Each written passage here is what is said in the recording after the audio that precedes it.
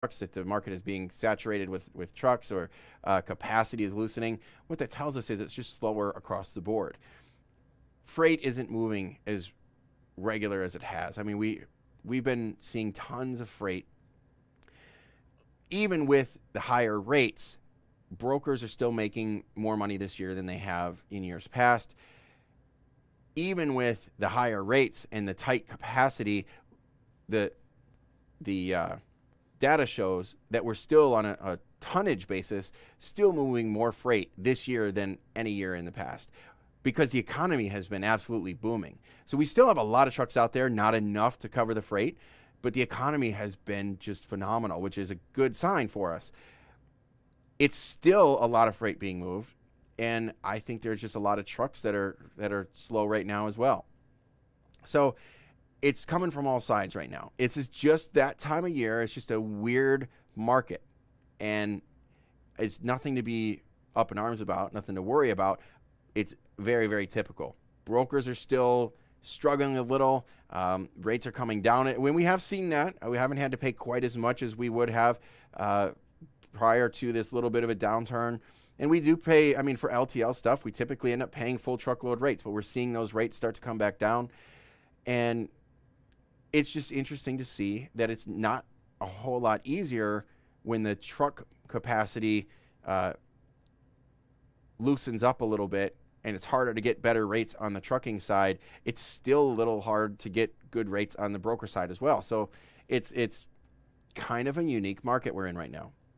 So, but again, fairly new on the broker side. Still putting data together on that. Excuse me with the, take a drink here. I got frogs in my throat. All right, so we have some phone calls. All right, we're going to jump over to, we're going to go to Brandon in Michigan first. And if I can make sure we're good here. Brandon, welcome to the show. How can we help you? What's on your mind? Oh, man, no. Hey, how you doing, Kenny? I was just, wanted to talk about rates and stuff. Ever since I've been in this industry, it's always slow in July. Absolutely. I mean, I specialize in produce.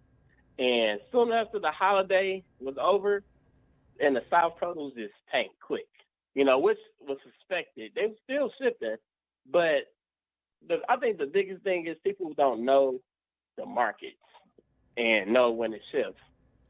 Produce starts in the South and it works its way to the Midwest. A lot of people, you'd be surprised a lot of people that don't know that, I mean, like, when the shift happens, you should start doing more than shorter runs. Because, for example, now I got all my drivers, they running 300 miles a day, but, hey, we still hitting 1,000 to 1,500 a load just running around Midwest right now. Right. A day. So, until the market changes, which is going to happen in August, because that's when stuff should pick back up. And Midwest produce season should be starting. It's already starting now. Yeah. But the next 2 quarters is still going to be good. I mean, we got the holiday season coming up. I'm really surprised at how good this year, the beginning of the year, started off. I am with you. It was just unbelievable. I'm with you. It has been unbelievable. Like I said, just watching it tick over $2 a mile was really fun for me. And now to see the rates that are up over $2.30 a mile in a van, and to see what the reefers are doing. Yeah. And of course, about half of our fleet now are flatbed step decks, and those numbers are just oh my gosh, and it's phenomenal to watch this market. So it's kind of almost laughable, funny to hear people with the doom and gloom about this little bit of a dip that we're seeing right now. Yeah, it's a little dip. I mean, I'm affected by it too. We all affected by it because it changed so quick. But one thing I learned over the years of me being a fleet owner is if you can learn how to make money and understand how the spot market works, you're going to be successful in this industry. Absolutely, yes. You're definitely going to be successful. That's the key to it. Learn the market. Now, the other part of that that's why I kind of don't let drivers dispatch themselves, because they might not get the rate that I can get. Or they might think a good rate is a good rate to them, but I know what that lane is paying. So I'm like, wait, hold on, why did you just undercut what I know we can get for this lane? Exactly. And part of that comes with experience. And we do have, from sitting behind the desk, so to speak, and seeing the numbers from multiple trucks gives you a lot better understanding of what the market is sustaining versus one guy behind a steering wheel. Sometimes gets a little bit, it's a little intimidating. And that driver just and I get the same way. I'm rarely in the truck anymore, but when I get in the truck, I have that same thought process of, if wheels aren't turning, I'm not earning. I've got to keep going. And, it is a little intimidating, and it is sometimes, you pull the trigger a little too soon when you're behind the truck. So you do have a little bit of leverage and a little bit of a different perspective on it as a fleet owner. Oh, yeah. Oh, yeah, you definitely do. You definitely do. Now, the other thing that I didn't bring up yet, and I wanted to touch on this, I had this on my notes, right now is when your relationship should really be paying off. And this was something that Gary is Gary Shrimpster is one of the head admins, I guess you'd say, in that Rates and Lanes group, and he posted about that. The relationships right now should really be paying off. Now, does that mean you're going to get the best rates? This is a bit of a misunderstanding too. People think that relationships and rates always go hand in hand. Yes and no. Maybe instead of just the best rate, maybe that means that at 7 a.m. you can book a load and keep moving. You don't have to wait till 3 p.m. and you're still going to get a decent rate. Might not set records with that rate, but the brokers that you have relationships with will give you first crack at what they've got on their list, and you can, get the best rates possible for what they have and be more profitable. That's where relationships can really pay off in this type of a downturn. For those of you that are, most definitely. We had one of our drivers once. He called a broker, and the broker turned around, kind of cussed him out, and told him he was a rate chasing cowboy. And he was throwing out numbers, and he was still fairly new at dispatching himself and things, and he may have been throwing out numbers that were not quite in line with the market, and it's part of the learning experience. But that really turned him off. He ended up actually, he's one of the only drivers that's ever quit from us that's over something like that. It was a little, I was a little disappointed that, we couldn't bring him around. But that type of thing makes it very difficult when you don't understand the market. And then when you have somebody that calls you a rate chasing cowboy in the good times, when you're trying to get those record setting rates on every single load, and you're not, and I'm not saying you have to take below average rates, but don't try to rake the brokers over the coals on every single load. Build that relationship so that when times like this come, they will turn around and do you the favor, not of just giving you a good rate, but giving you a load in general. I would much rather have a load that pays decent than have a truck sitting all day long and losing money. Exactly. Like, you're right about the relationships. I mean, like, I got relationships with brokers and customers, and right now that's all I've been utilizing. Absolutely. Is my, getting to the areas, I haul produce, so I got to follow the produce. So I'm getting into the areas and getting my trucks into the areas where my customers are shipping out of right now. Right. And it might not be the record breaking rate like you said, but it's consistent. It's still a good rate, and I'm still able to hit the quota and the numbers that I need for my truck to be profitable. So, and it's still keeping me in the right area.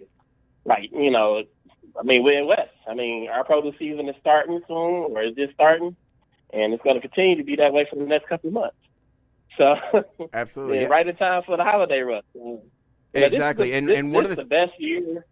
One of the things that you're saying right now is you're trying to keep your trucks in the Midwest. Now, if anybody watches the hot market maps, the Midwest has kind of slowed down a little bit. That's one of the lightest colored areas. Hot market maps, meaning that there are less loads than trucks right now. So, or relatively close ratios. It's not a killer market, but you're keeping your trucks in the Midwest, which means, again, you're moving from bad market to a bad market and keeping that lateral move, which is keeping your rates up. Now, if you went from the Midwest into a great area, then you're probably going to have to take a hit. But as long as you stay in that market where your honey hole, so to speak, you can always get those rates. Yeah. And it's good to understand that market. Yeah. A lot of people get out Yep. here, they post their truck, and they get a call, and it might be, and for vans. Again, I do a lot of van work, so focus on those numbers. But they get a call for $230 a mile, and they're happy about that, $230 a mile and $230 a mile. But then they get a call, it's $3 a mile, and they jump all over it. Then they take it down to Miami, Florida, and they wonder why they can't get a load out. And they realize they shot themselves in the foot because they didn't understand the market. They'd be better off doing that too, and I'm just throwing out random numbers. I'm not doing the math for any of you I know there are people that listen to my show with a calculator in hand, and they blow me up afterwards. Oh, you're, right. That would have still been better. But just, I'm throwing numbers out there. They get $3 a mile into Florida, and they can't get a rate out, and it averages, maybe it's $1.50 average versus they could run for $2.33 and just stay in those bad areas the whole time, and it would work out a lot better. So, but you have to know the market. And don't get excited about those really good rates, because typically if it's a really, really good record-setting rate, there's a reason. And that reason usually means that you're going to get raked over the coals yourselves on the other end. Yeah, I mean, like at the end of the day, like you said, that's in a relationship. I mean, with your brokers, with your customers, you got to utilize them. Absolutely. I mean, 'cause they still shipping. Shipping ain't stopped. So you definitely got to develop them relationships. And no matter what you do, if you specialize in, if you're doing van, reefer, you got to work them relationships when it's slow.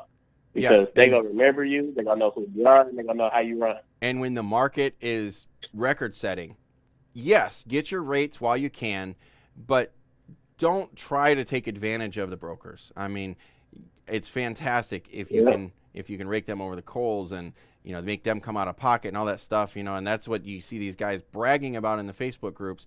But the next week, when you get into a time like this and things slow down, that broker is not going to call you back. And that's one less load that you have an opportunity to move. And that might be the moneymaker load right now. So you got to be very careful not to burn bridges when you're out there. Yeah, and the thing about it, a lot of people, what they do, of course, when we out there, we try to make as much money as we can. But, I mean, like when it's down, when it's slow like it is right now, you have to I set a quota for each of my trucks every week, and we hit them numbers consistently. Even during the slow, past 2 weeks, we're still hitting the numbers that we need to hit. Because, like you said, I got relationships. I got relationships with brokers. I got relationships with shippers. And my drivers is actually happy because they're not really doing no long runs right now. So they and then saving me money because I'm not spending a lot of money in fuel as well. Right. I'm not going through any mountains or anything like that, mostly flat terrain in the Midwest. But, and then not only that, knowing when you're dealing with the spot market and you more experience in it, knowing the places that shipping and receiving is very important as well. There's certain places I would never send on my truck to, but I only know that because of experience. So my drivers going there, they held us up for a while, and then having them relationships with that broker or a shipper, you will know which places to stay away from.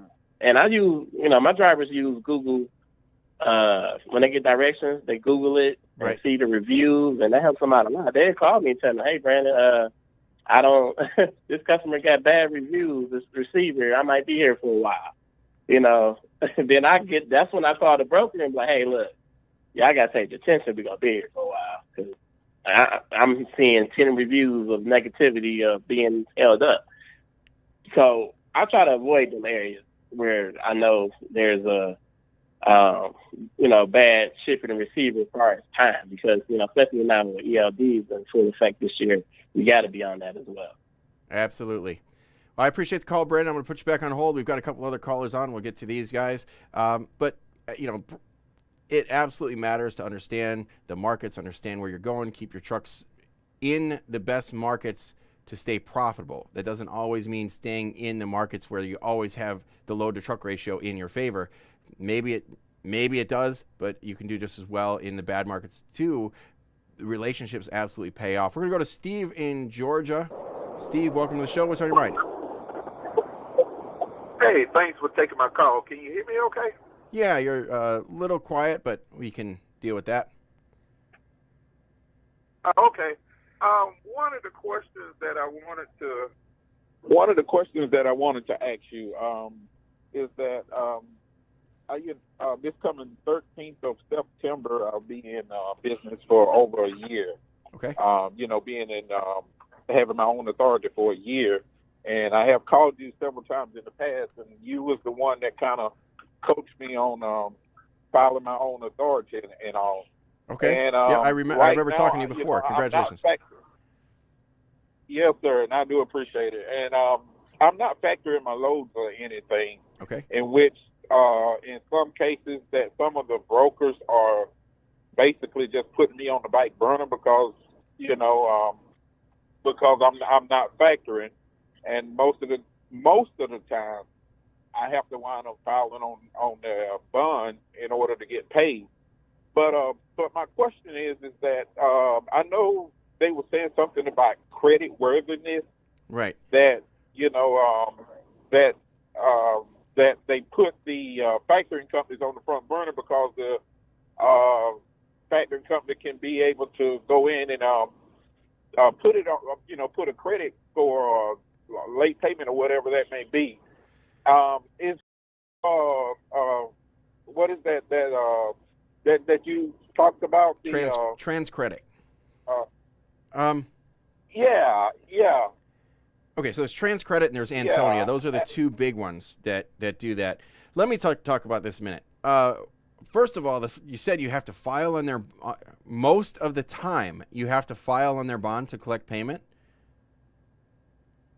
Well, I mean, it's almost as it's almost if I could do like maybe 10 loads, and out of the 10, I would have to literally file maybe like 6 of them. Wow. Just to even get paid. Wow. Yes. And I talked with one broker about this.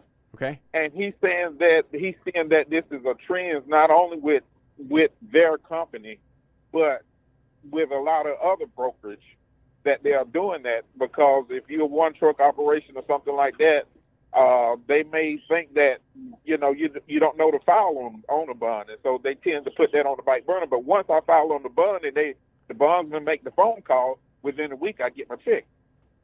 Okay. Wow. I don't even know where to start with that. First of all, if you're filing on a bond for 60% of the brokers that you work with, something is wrong. I don't know what the issue is here, but something is wrong. I can tell you that I have filed on,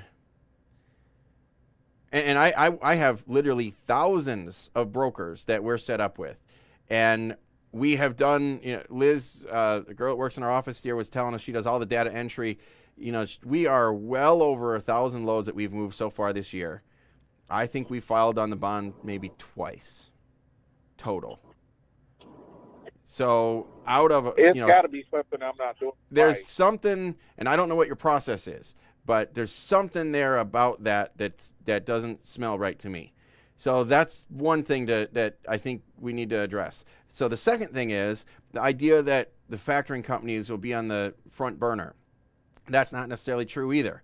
So Trans Credit, and this is funny, just really? Coincidentally, we are a new broker, fairly new, about a year and a half, and because we don't move a lot of freight, we only move a couple loads a month.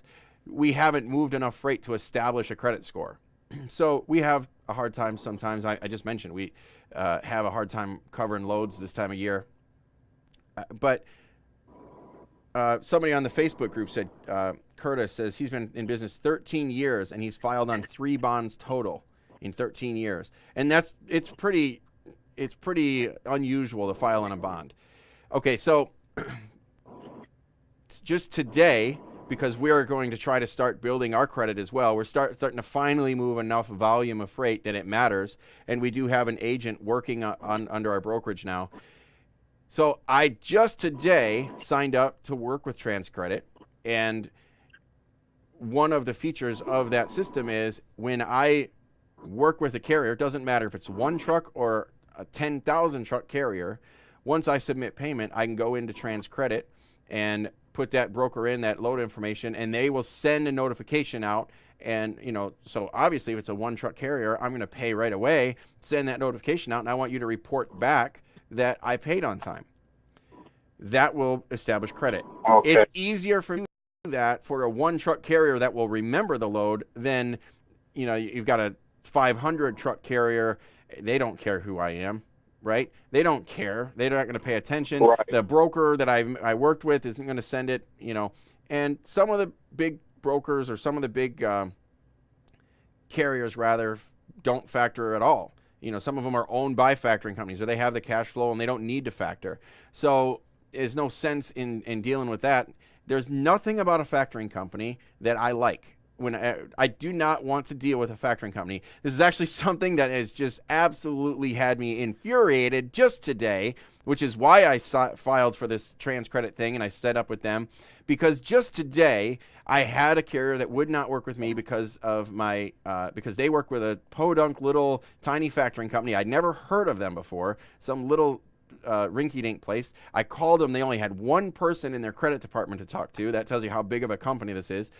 I called them, and they wouldn't extend us credit for a $1,400 load, which is unusual. Now, I work with, we are factorable by all of the major factoring companies now. Your Apex, Triumph, I work with Vero, who else? RTS, you name it. All the big ones, we work with them. They factor us, no problem. This little rinky-dink place wouldn't factor us. They had only had one little person in their credit department to review our file and all this stuff. I was absolutely livid about it. The carrier, this is what had me upset. The carrier absolutely refused to work with us. I said that I would pay cash before they even picked the load up. I would pay them. I'd give them an EFS check. Oh, wow. I'd wire the money. Do you have any idea how often that happens? I bet that happens twice a week to us. Carriers absolutely refuse to work with us because we don't have credit or whatever reason. With these, and it's always, the big outfits, the big factoring companies like Apex and Triumph, we've done business with them because they're so big, they've got multiple carriers that we've worked with before. It's always these little mom and pop factoring companies that don't want to work with us because we work with one carrier and we're going to move a load for them one time and run a check through that factoring company one time because we don't do that much volume. They don't have a history on us. So it's kind of a ridiculous situation. So again, I went back, filed with that trans credit to try to establish that. I hate working with factoring companies as a broker. Oh. I absolutely do not want to deal with that. I would much rather just send a check directly to the carrier, let them keep their money. I pay fast. I'll pay in a week, week, 10 days, 21 days at the latest. And we have the check out. We've done EFS checks. We've done the whole thing. So the carrier doesn't have to worry about factoring in. We still get these companies that absolutely refuse to work with us without factoring. Doesn't matter if the big company or little company, they refuse to work with us without running it through their factoring company. I don't get it. I don't understand it. They obviously don't listen to my show. They're obviously not part of these Facebook groups or anything, because that is asinine to throw away money for somebody that is practically forcing cash on you. And you're going to say, no, I take your cash. You take your cash. You give it to that guy first so he can hand it to me. That way he can get his $10 off the top. Then he can. That is the most asinine business plan, and there are so many carriers out there doing it. I can't believe it. So as far as brokers would prefer to work with factoring companies, that's a bunch of horse hockey. That's not the case. Okay, so now let's get to when do you file on a broker's bond? At what point do you file on their bond? When it begins to start going over to 45 days. 45 days. So you have 60% of your brokers you work with are going over 45 days. Right. Wow. Yeah. Okay, so here's another question. And honestly, how are you invoicing them? I mean, you're doing everything by email? You sending it by mail? How are you doing it? I send the invoice. I make the invoice up through QuickBooks, and then I email them. Okay. And then a couple of days later, I call their accounting department to make certain that they have everything they need for payment. Okay. And you're still getting 60% that are going over 45 days. Do you call it? Yes, sir. Do you call it the 29 days, 30 days, and find out what's payment status? Yes, I do.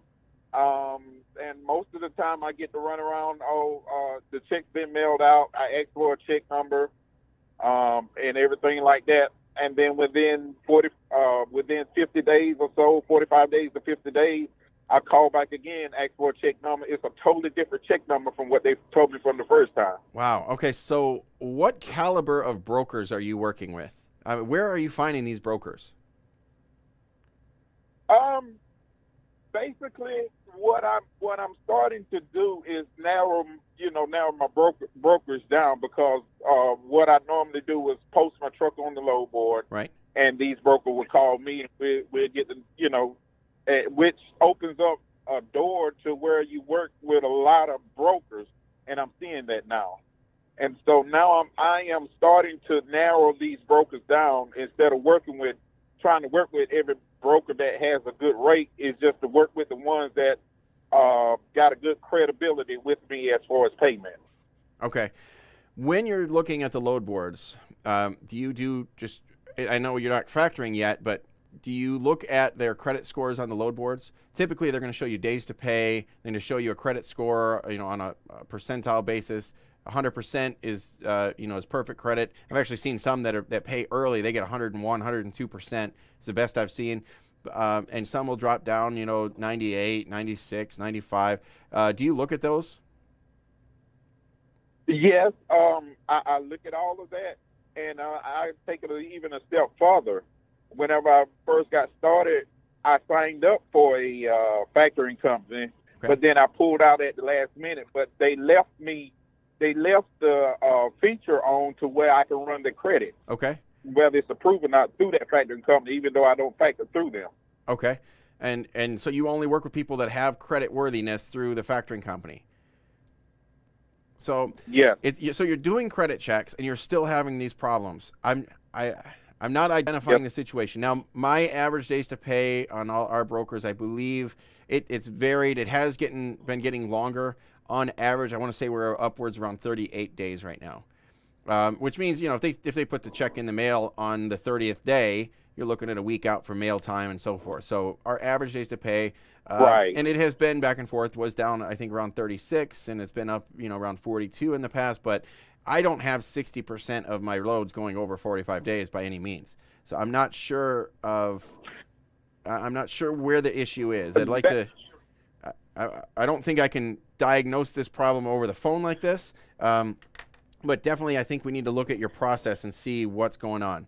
A couple of things I would recommend when you're setting up with these brokers.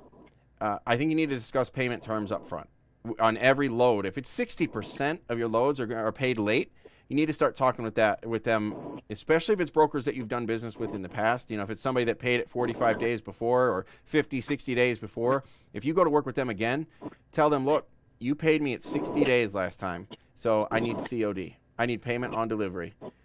Or I need, right. If you don't pay within 30 days, then there's going to be a penalty. That's something else that maybe you should incorporate. Put it in your rule circular, have them sign something on it. I think you need to, I don't know where your process is broken here, but there's something wrong. And maybe something like that would help with it. Filing on their bond, certainly you're not doing anything wrong filing on their bond. If they're getting that late, file on their bond, that's a good idea. But whatever, I don't know what kind of shady brokers you're working with, but they're passing all your credit and everything. I think maybe you need to look for a higher caliber of broker, higher caliber customer. I think that's my only. Let me ask you this. Now I look at the days to pay on I use DAT load board, and I look at the days to pay, and I see the average days to pay or whatever like that, and I also do the credit check. What more do I need to do to research? There's really nothing more that you can do. There really isn't. I think it's good that you're not factoring. Okay, that's a waste of money especially with a one truck operation. You're throwing a lot of money away. It sounds like you have the cash flow that you don't need to, so I would not recommend it. Non-recourse, I think what you would be interested in, what they would try to sell you on is a non-recourse program, because getting paid on time and not getting paid is what you're worried about. I think a non-recourse program would, they're going to get you hook, line, and sinker when they pitch that to you. That's just, it's all smoke and mirrors. So be careful with anything like that. Don't get involved with factoring. It's not going to help you. Right. Yeah, you'll get paid a little faster, but if you don't get paid, the factoring company still ends up back charging you. If they're passing a factoring company's credit checks, that's really the only thing that you can do. I think there needs to be a better system in place to try to make sure that they're paying on time. Like I said, maybe on every rate con, especially if it's somebody you have already seen pay late in the past, bring that up in your negotiation and say, look, if you pay late again, at 30 days, it's, there's a 2% fee. There's collection fees and so forth. I've had brokers tell me that, we would never pay a late fee. Well, that's great. Have you ever tried to say that to American Express? I'm never going to pay a late fee. Right. Not going to happen. So. Right. All right. So I think you need to. I think you need to address the situation from that end. Yes, sir. I have tried that in the past, and and I guess by me not being big enough, and I'm just one truck, a lot of the brokers shoo me off. And it was one that I let them know from the beginning. Hey, look, I love working with you. You are a great broker to work with, and love to continue the relationship. But your accounting department is not paying me on time, right. And I can't accept another load until I get my check. Get my check, and then it's like, we'll call you back, but the broker never calls back. And and if I'm searching, trying to identify what is it that I'm doing wrong on my part that's causing this, and right now I just don't see what it is that I am doing It wrong. sounds like, from what you're telling me, it sounds like you're doing everything right. You're invoicing them through the email, following up, making sure they have the paperwork after a couple of days. Everything there sounds right. And filing on their bond at 45 days. There's nothing wrong with that. If I had somebody going out that late on a regular basis, I'd be filing too. It just seems very unusual to me that 60% of your customers pay you late. Now, it is a trend because of the way the market is right now. More and more brokers are stretching out the payment terms. But 60%, that seems excessive. I think maybe working with some of the bigger brokers, try to work with... And they all pass credit checks. That's what's difficult about it. So, and I understand, you put the pressure on them for payment, because they'll just call the next guy in line. Be careful. Don't get upset about this and try to hold a load hostage over payment or anything like that. Although something like that, and I'm not telling you to hold a load hostage, but to demand payment, is there's nothing wrong with demanding payment before you make deliveries. But that needs to be negotiated in the beginning. So, but a broker will be careful not to give you a load. So if you see that they're paying you late, or if they owe you anything and you bring that up, they may not give you a load for fear that you will hold it hostage. So you have to be very tactful about this. But I think it's you need to review your processes, because that's just 45 days. If they all paid at 45 days, that'd be fine. But 60% to be late, that's pushing it. What you might try is just threaten to file in their bond on day 30. It's day 30. If I don't have a check or you don't give me a check number, I'm filing on your bond. And if day 31, they don't have something for you, you go ahead and file on their bond. Okay. All right. So. I got it. All right. Well, with that, Steve, I appreciate it, and congratulations. Sounds like you're doing everything right. You're far ahead of the curve to be able to do this without factoring. I remember talking to you in the past. Congratulations. Sounds like you're doing well. We got to figure out some process to make sure you're getting paid on time, and putting some pressure on the brokers the right way is really the only advice I can give you there. Okay. I do appreciate it. And sorry to cut you off, but all right. We have some comments on Facebook we'll get to. The phone lines are, they're actually still open, but I have wrapped things up on the phones over here. Thank you all for joining us on that side. Let me take a look and see what we have for comments on social media. We'll answer some of these questions here first, and then we'll wrap things up for the night.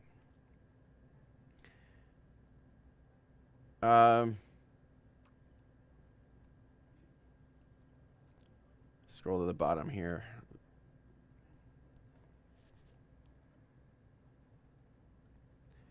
Someone says most cut a check is ASAP when you just threaten to file on their bond, which I agree with. That does tend to happen. whoever you're dealing with, leave them alone. I agree. That's what I was saying. Find a better caliber of customer. The fear of having issues with the factoring company. May not understand that cash or the money order is what you're offering. There are more not in the know than the no. Then you're mad at the factoring company for you not having a history. Factoring. Small business has to start somewhere. All right, so I'm not mad at the factoring company for not having a history, but what is strange to me is when I make arrangements for a truck, they agree to do a load. The following day they call when they're supposed to be picking up the load, and that's when they tell you that they're not going to do the load because of a credit history thing. And then you find out it's some podunk, what'd you say? Podunk factoring. Anyways, that's when you find some little rinky-dink factoring company, and the only reason you don't have a history is because they don't do enough volume to have any history with anybody. So, and then they have just one person to work with. When you're dealing with customers that they want to pay you, and they want to pay you quickly without any fees and so forth, I don't understand the thought process of not accepting that deal. When they're willing to pay you in advance, I don't understand. There's no credit. I think there's a big disconnect in this business. There's a big misunderstanding. Even if you do quick pay with a carrier, a broker rather, a carrier takes a quick pay from a broker, you're extending credit and you're giving them a discount to pay that credit early. So if you take credit, and here's an interesting situation that can happen. If you do not extend credit, let's say they pay you COD, full amount, you do not extend credit. Once they pay you, transaction is completed, okay? Let's say that you do a 30-day pay, and they pay you in 30 days. The following month, the day after they pay you, you've already got your money, they file bankruptcy. By default, and this has happened, I've had a broker do this to us, they filed bankruptcy after they paid us everything they owed. The bankruptcy court turned around and said any money that they paid out in the 90 days leading up to any credit, any debts that they paid off, leading up to 90 days prior to them filing bankruptcy, those creditors have to pay them back. So they wanted us, in this particular case, they wanted me to pay back about $15,000 of money that they had already given me. But I extended them credit, and they wanted us to pay it back. Of course, we fought that tooth and nail. What we were told was, once somebody files bankruptcy, you don't extend them any more credit. Quick pay is still credit as well. So if they file for bankruptcy after you've taken a quick pay payment, that could still be considered preferential treatment because you extended them credit and they paid you right away. Carriers do not have to extend credit to brokers. It's not required. There's this disconnect in this industry that a quick pay means that you're not extending credit. It's still credit. Not extending credit means when you make delivery, they give you a check for the entire amount in full right then on the spot. A lot of other businesses work that way. Most retail stores work that way. You pay in full on the spot. You might pay on a credit card, but that credit is not on them. It's on a third party. They get their money right away. They don't have to pay your fees. They have a convenience fee for credit cards and so forth, but they're getting paid then. You're not extending that company credit. Trucking is one of the few businesses where it's not well enough understood that how the credit system works, and that the carrier is, if you're extending credit, you should also be getting paid for that service. Try going and taking a loan from a bank. If they give you a $10,000 loan, $10,000 in return is not enough to pay them off. You're going to have to give them interest and fees and so forth. Every other business works that way, except for trucking. The trucking business, we're expected to extend credit for 30 days, 45 days, 60 days, no interest, no penalties, nothing. With no credit application at all. We just say that it's a green check mark on the load board. We're going to extend them thousands of dollars of credit with no fees, no interest, no penalties. That's backwards to me. And then when you have a broker like I did today, offering to pay cash on delivery or even up front, and you're still not willing to do that, you have to run it through a credit card company, which is essentially how a factoring company works. That doesn't make any sense either. It's completely backwards in this industry, and I think we need some more education on how that works.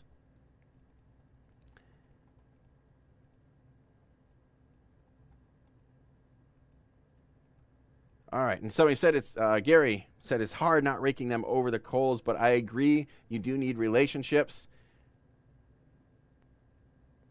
Miami has the largest truck stop on the East Coast. I don't know about that. They've got the 595 truck stop near Miami.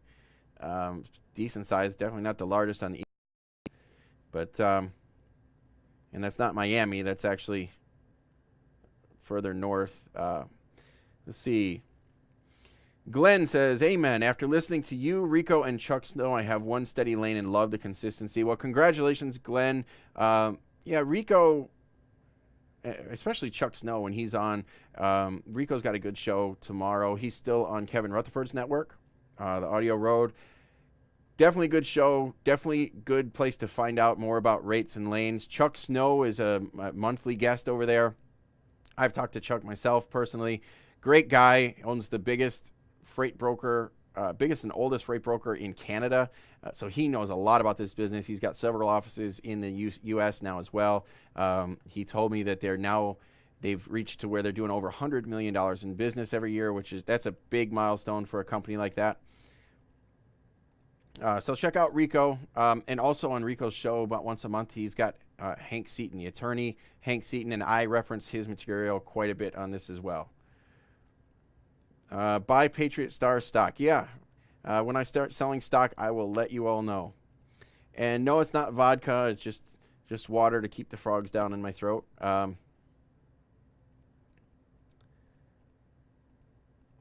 Let's see. I've been educating myself for over a year by following Gary on the Rates and Lanes group. Silently also follow Chris Wright. Chris Wright works with us here at Patriot Star. Talk to him every once in a while. A few others silently for the most part. Never gotten into watching these shows, but found it very informative in the first few minutes. So thank you very, very, very much. Broadcast interrupted. That must be, I don't know. We're still live over here.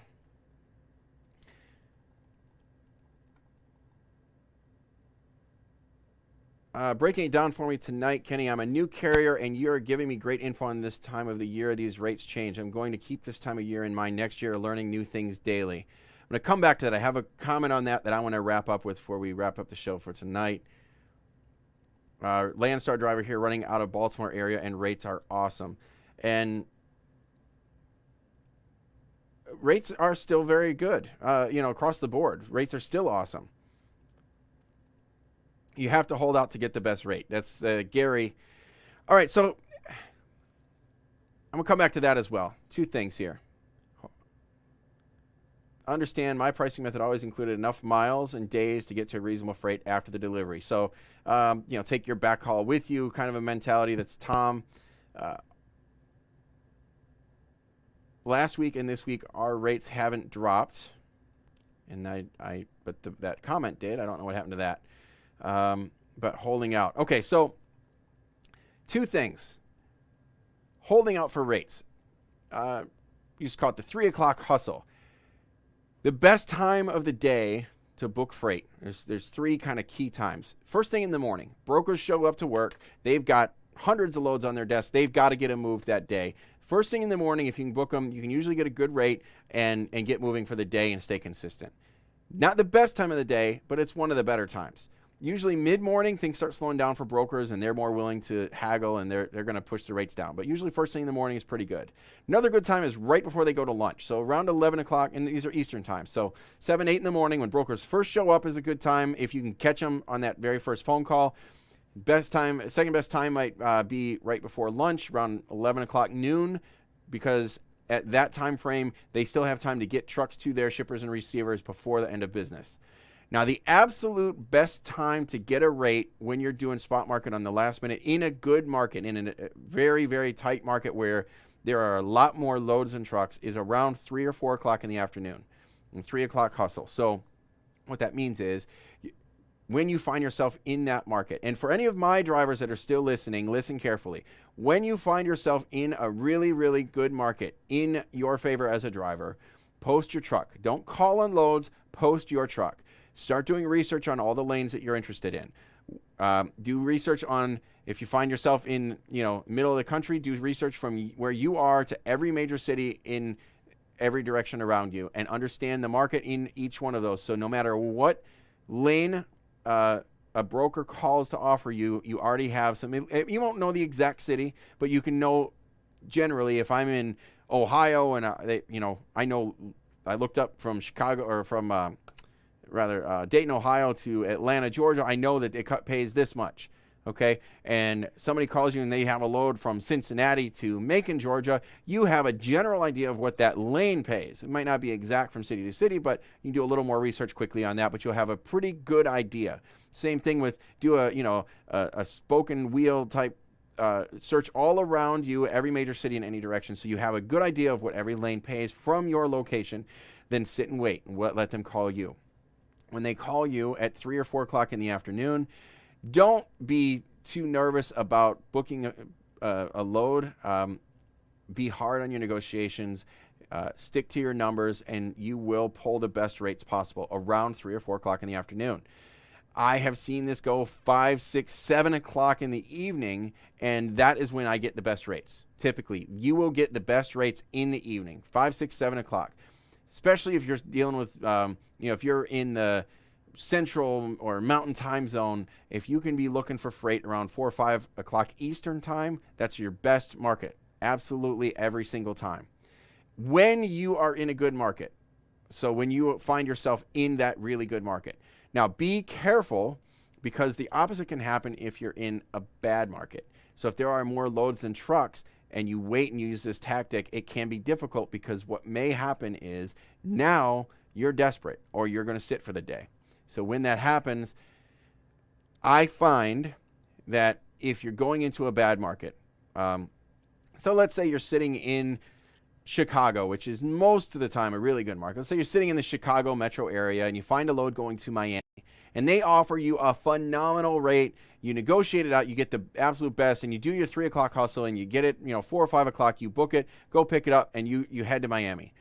I recommend that if you book a load to a bad market like Miami or Denver or, anywhere else that might be a bad market, pay attention to the hot market maps and look at the inbound outbound ratios. If you do that, book a load out immediately before you get there. A day or two ahead of time, when you're in a bad market, you'll typically get a better rate and you won't waste any time. The worst thing you can do is get into a bad market and sit and wait all day and waste all day to get an average or below average rate. So be very careful with that. In a really, really good market, the 3 o'clock hustle is your best tactic. In a bad market, a day or two ahead of time is a good idea. But be careful to use those wisely. All right. Now, to wrap things up, I had one last thing. Where was that comment here?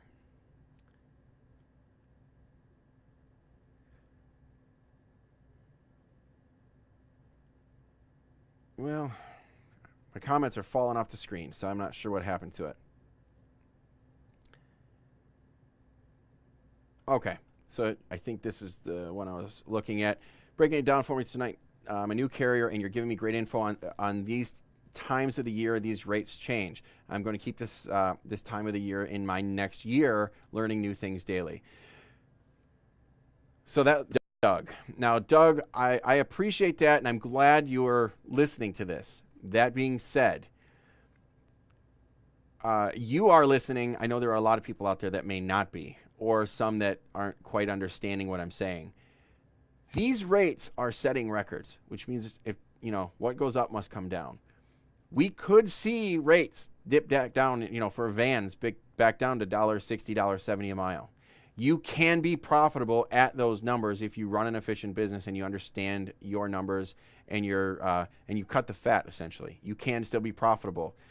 Most people, when they really know their numbers and they really break it down, are surprised to see how low their cost per mile actually is, including driver pay and everything else included. the cost per mile to operate and be profitable is a lot lower than most people understand. Should you always take that as your bottom dollar? No. Absolutely, get as much as you can. It's great that we're at $2.33 a mile. Doug, and I'm not going to have time to see your response. I wish you had called in, but would you be able to survive right now if tomorrow you woke up and we were at $1.70 a mile? Because that's roughly what we were at a year ago. We were at $1.70 a mile. And we had not been over $2 a mile in over 2 years. It was it was probably closer to 3 years. From probably the end of 2014, maybe early 2015, almost all the way until 2018, probably the middle of the third quarter of 2017, before we saw rates in the van market crest over $2 a mile.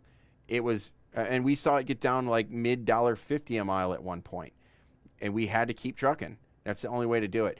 But could you be profitable at those numbers? Because those are the numbers that we could see. Would that put you out of business?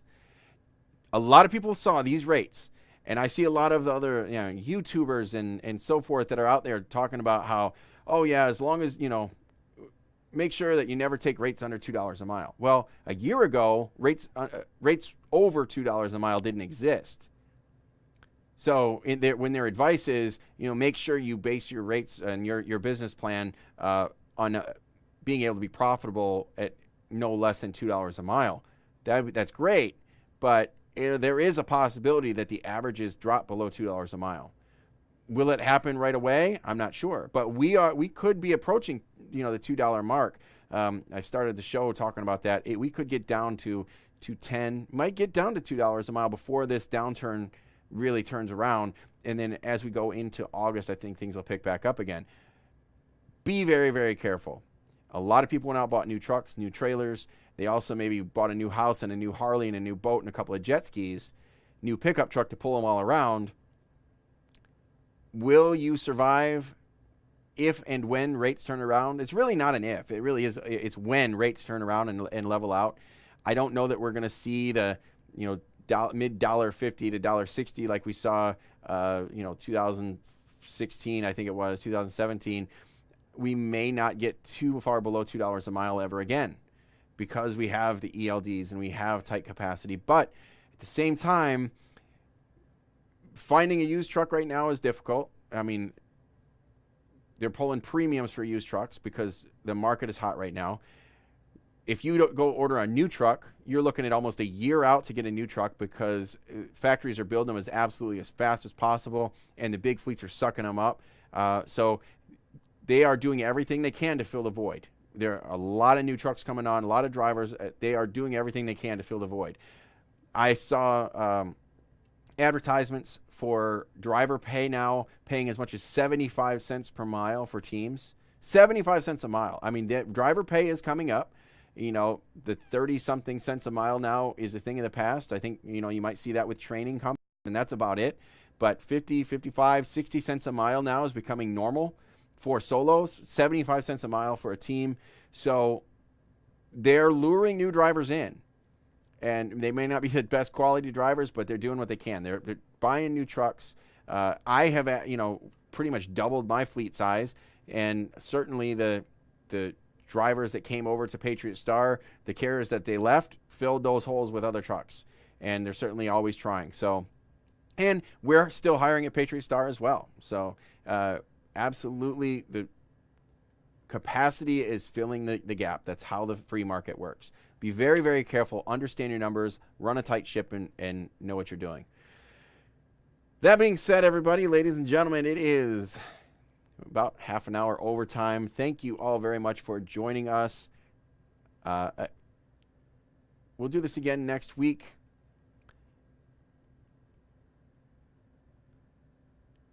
Next week, I will. I've got a couple of negotiation tactics I want to throw out. I know I had some things lined up for this week, but I just kept talking.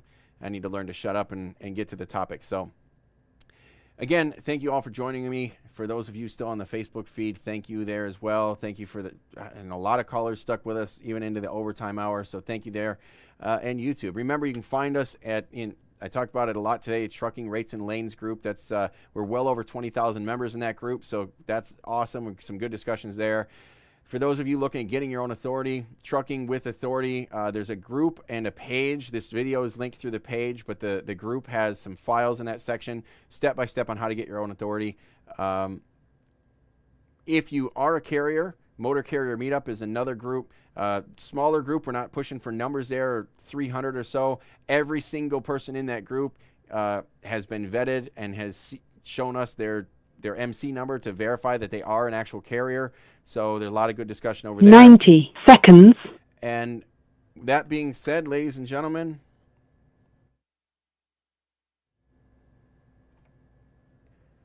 thank you for joining me. Thank you for all of the support. Remember to dream big, aim high, strategize your plan, get out there and